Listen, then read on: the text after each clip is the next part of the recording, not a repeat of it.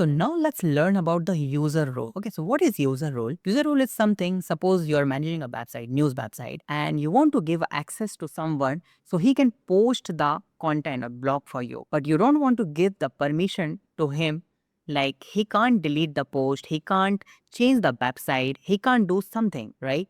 So he can only do some specific thing. So we can create a user and we can give the permission to the users. Let me show you how we can do this, okay? So let's go to the dashboard of our website, and in the left side, you will see the users option. Click on it.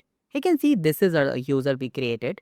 Now click on the add user here, and you can just define the name. Suppose let's define the Harry. Okay, this is username. I need to define their email also. So harry@gmail.com. Okay, and you can just leave it first last name, and you need to define the password like this. Okay, and just he can see the role: contributor, author, editor, administrator. Administrator have the rights to edit the entire websites, right? So when you give the administrator permission to someone, so he can do anything in your website. Okay, when you add the editor permission, so he can edit the things, he can edit the website, he can, but he can't delete the plugin, he can't install the plugins, he can't do a lot of things, but he have the lot of power.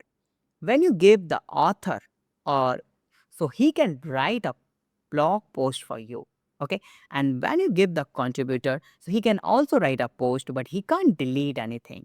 But when you give the permission to a subscriber, so he can only read, he can't do anything, okay? So I'm going to just give the permission to Harry like this. Let me just give the permission to contributor and just add user.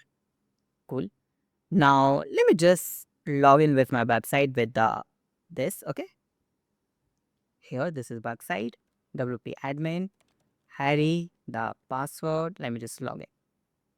He can see I have a permission to write a post. I can write a post here like this. Cool. I can write a post here, but I can't have the much option. You can see I can't have any option here, but I can write a post. If I will just change that Harry permission to the suppose admin, okay? So he can see the option of contributor to the administrator. Like, let me just update that user and go here and refresh that page. You have an entire website dashboard with all the things. You're an admin now. Cool. So all these things you can give the permission to the user according to requirement. Okay. So this is how we can create a user and how we can give the permission to the user. If you want to delete the user, so click on user and you can see the option of Harry. Just click on delete.